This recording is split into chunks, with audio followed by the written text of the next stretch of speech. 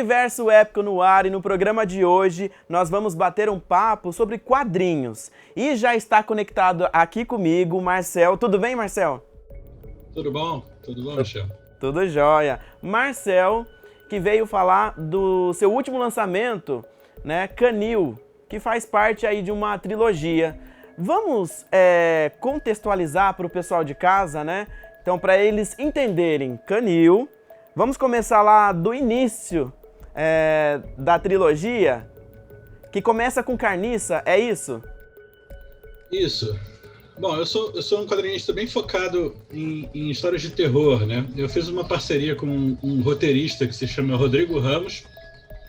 Em 2017, a gente lançou nosso primeiro projeto independente, que foi o Carniça, que era uma homenagem a Edgar Allan Poe, só que abrasileirada, né?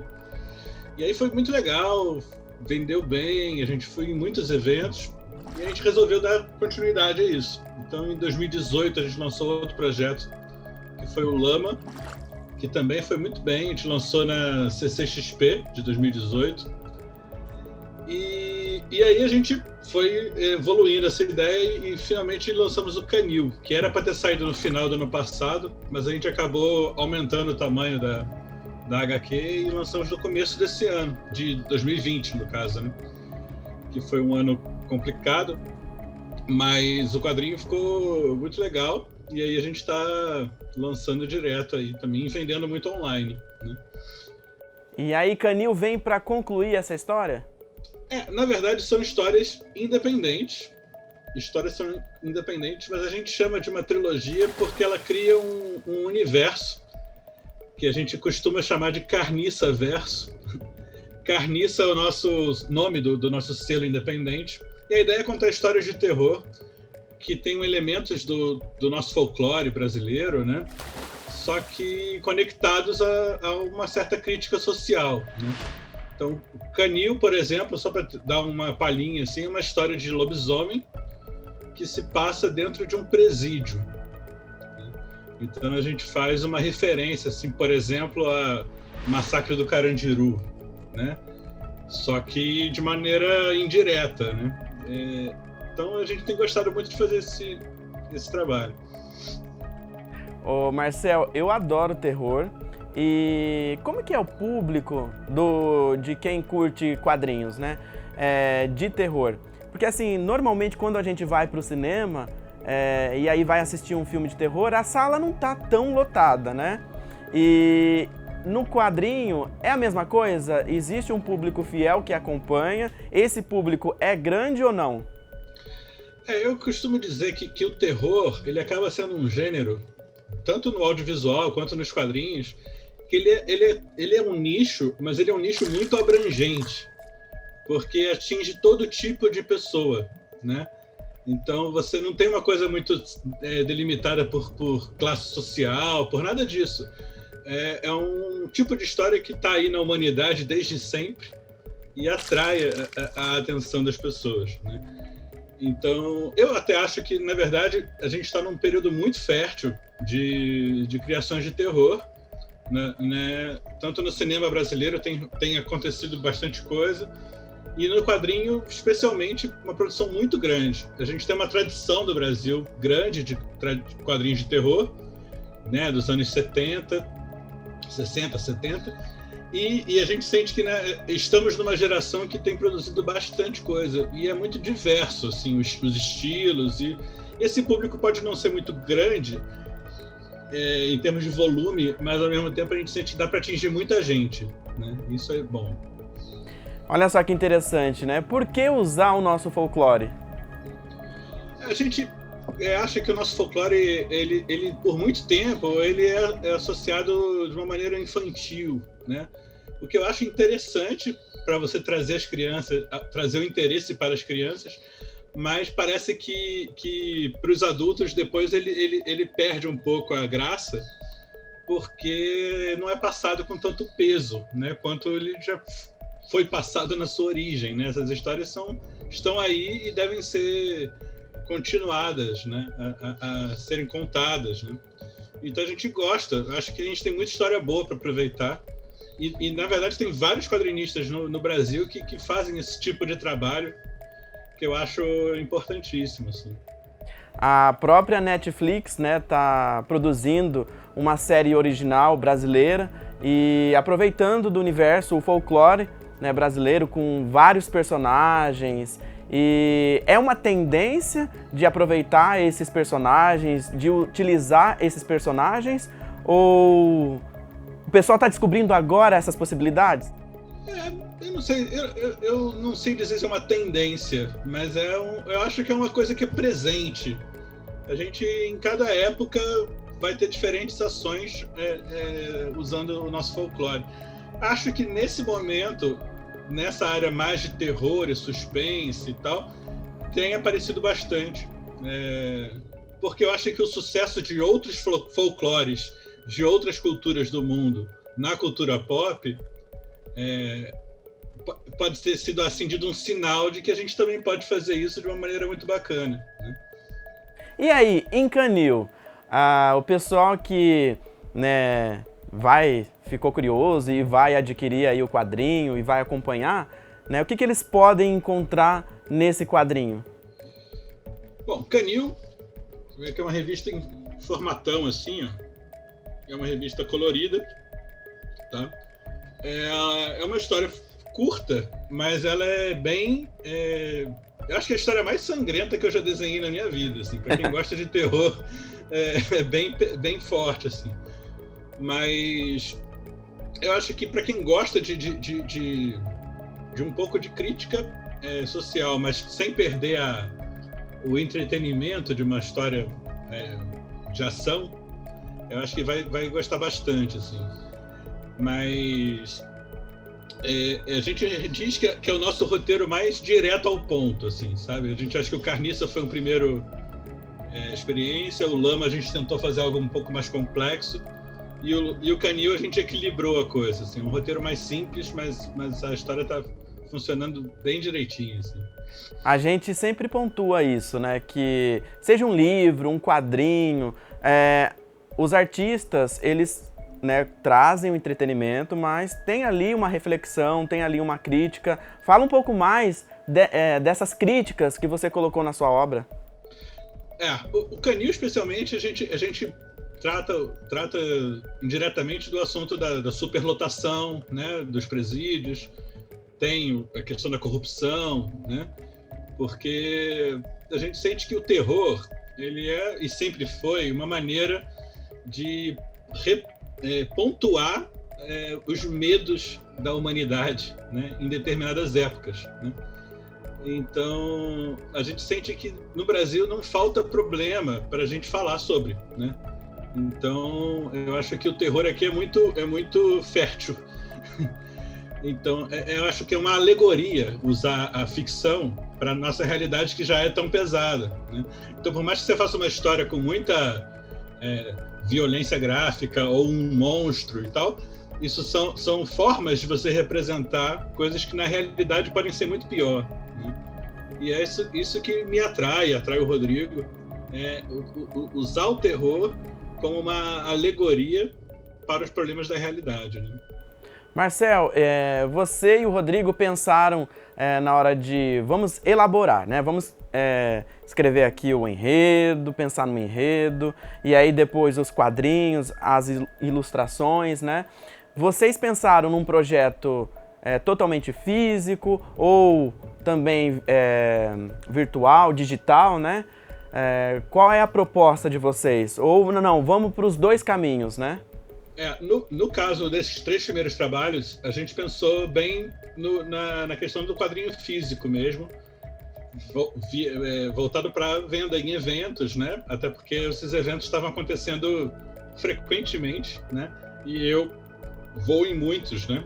Agora, com a situação do ano passado, a gente acabou sendo pego quase de surpresa, assim, com o Canil, que a gente teria uma vida de eventos ao longo de 2020 e não teve, né? E aí a gente acabou vendendo ele online e passou a produzir uma nova série, aí sim voltada para o online, que tem sido no nosso Instagram e tal, que se chama Causos. E aí são historinhas bem curtinhas, que a gente posta no Instagram, e que estão saindo impressas posteriormente. Assim, elas saem na revista Calafrio.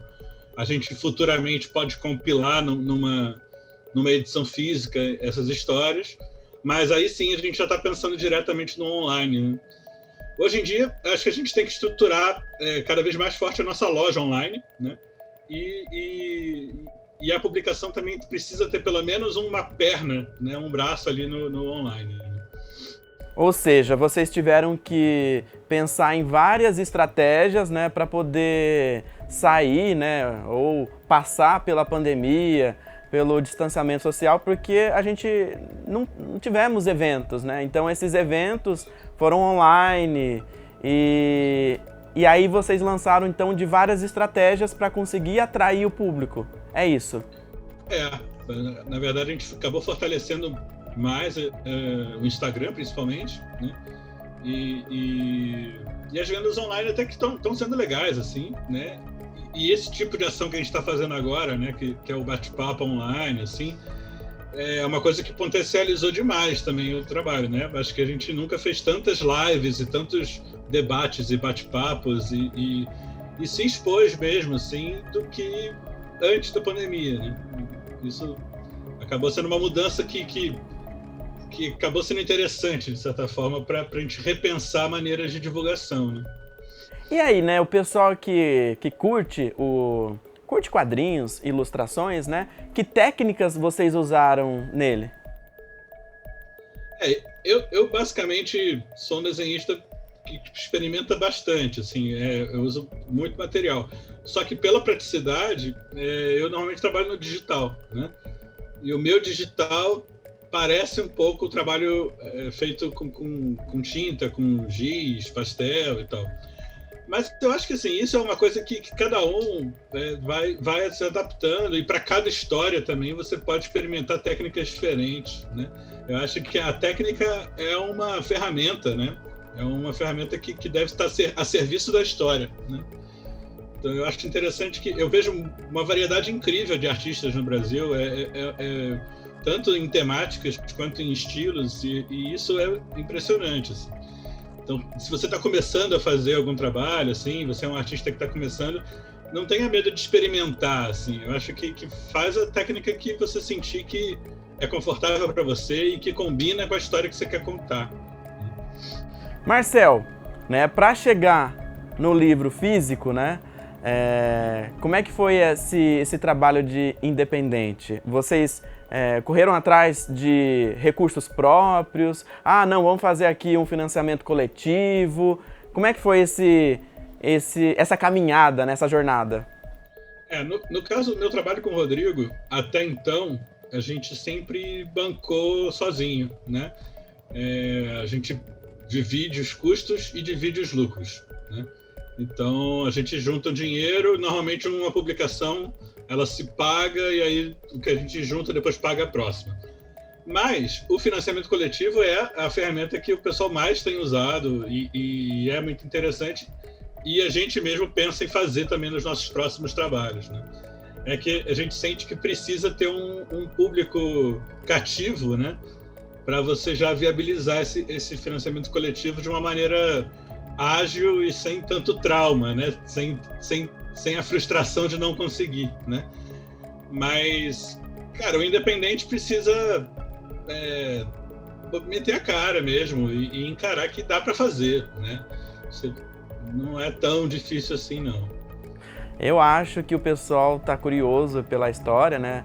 Pela trilogia, pelo Canil, mas tem outras coisas interessantes, outros quadrinhos do Marcel. Marcel, conta pra gente aí, antes de Canil, Lama, Carniça, o que veio? Na verdade, tem dois trabalhos que eu queria destacar, que aí foram trabalhos que eu fiz por editora, que aí é um outro formato, né, de lançamento. Esse daqui, que é o Santo Sangue, que foi um trabalho que eu lancei também em 2018, que aí é roteiro do Laudo Ferreira, que é um baita quadrinista já estabelecido no nosso cenário, assim. E esse trabalho rendeu algumas premiações, assim, de melhor roteiro e tal. Foi um trabalho muito legal. E foi o meu maior trabalho até então. Ele tem 80 páginas, então é um trabalho de maior vulto, assim. E ano passado, quer dizer, ano 2019, eu lancei o A Necromante, que aí também me rendeu algumas indicações aí como desenhista e colorista, e tem uma curiosidade de ser uma adaptação de uma história de terror inspirada em passagens do Antigo Testamento, né? da Bíblia. Então, é uma coleção que pode vir aí com histórias bem bacanas. E aí, dá para ter uma continuidade depois de Canil, utilizar esse mesmo universo? Você pensa em expandir esse universo, trazer outras histórias, ou não? Já concluí, já usei de tudo dessa fonte, eu vou partir para outra. Como é que vai ser? Na verdade, eu e o Rodrigo, com o Carniça, né, com o nosso universo, a gente vai lançar o Causos, que é essa coletânea de historinhas curtas, e aí depois a gente vai partir para um novo formato de gibi e com histórias de terror, e vai seguir, né? Só que a gente ainda não fechou essas histórias, mas a nossa ideia é fazer uma história por ano, pelo menos, assim, né? E eu estou começando a também fazer meus trabalhos também como roteirista, né? Então eu estou trabalhando no momento num projeto que é adaptação literária, que eu não posso ainda falar o que é, mas vai sair esse ano. Estou trabalhando num outro quadrinho com uma outra parceria, que é o Lilo Parra, que é o roteirista. A gente foi selecionado no PROAC desse ano, então ao longo desse ano eu estou produzindo. Vai sair no final do ano uma obra que se chama João Verdura e o Diabo, que é uma coisa meio cordel, assim, sabe? É uma história mais bem brasileira, assim, meio teatral. Então, assim, eu não quero ficar preso só no terror, né? Com o Rodrigo eu tenho esse nicho de terror, mas eu tô explorando outras áreas também. Tá certo. Olha só, você aí de casa, que tá ligadinho aqui no Universo Épico, presta atenção no que o Marcel vai falar pra gente agora, hein? Marcel, por que é que o pessoal tem que acompanhar a trilogia, tem que adquirir Carniça, Lama e Canil? O que eles vão encontrar nessas histórias? Eu acho que quem quiser conhecer mais boas histórias de quem gostar de terror, quem quiser conhecer mais variedade de quadrinhos, entender que histórias em quadrinho é uma mídia, é uma maneira de você contar histórias, ela não é apenas histórias de super-heróis ou histórias infantis. Você tem uma diversidade incrível de histórias para diversos públicos. E acho que isso é que tem que ser descoberto pelo leitor, né? Seja com o meu trabalho ou seja com o trabalho de 500 mil artistas que estão aí pelo país, né? Eu acho que o importante é ter essa vontade de pesquisar e buscar histórias diferentes.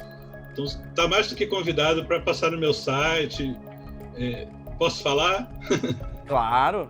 Aqui é marcelbartolo.com, né? O Bartolo é com TH, marcelbartolo.com. E na rede social é só inverter, bota Bartolo Marcel, vai me seguir facinho. E quem quiser pode botar no Carnica HQ, também no Instagram, e vai seguir facinho. Sensacional! Eu quero agradecer a participação. O bate-papo, quando ele é gostoso, passa tão rápido que a gente nem vê. Então a produção já está dando sinal aqui que a gente está quase estourando o nosso tempo. E eu quero agradecer a sua participação aqui no Universo Épico e já deixar o convite aberto, feito, que assim que você tiver novidades, outros lançamentos, volta aqui para contar pra gente.